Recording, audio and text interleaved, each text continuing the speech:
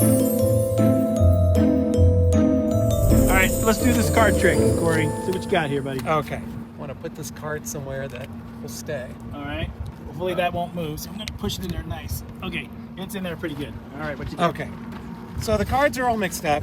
I'm gonna have you grab one card. Okay. And just take one out. Just grab it today. Do you want to change your mind? No. Okay, so this is as free a choice as you can give somebody. You picked a card, face up, gave you a chance to change your mind.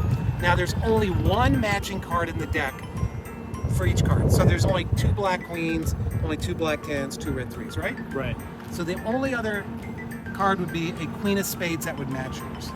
Would that not be incredible if that was your card, the queen of spades up here to match It yours? would be impossible. It would be impossible. Yeah. Okay, take this. I don't want anything in my hands. I'm going to pull this down. If this was the queen of spades, it'd blow your mind, right? It would totally blow I'm me. going to take it one step further. I magically changed it to the 3 of hearts. But what if I had Whoa! No way! Oh my God! That's crazy. and it's a motorhome?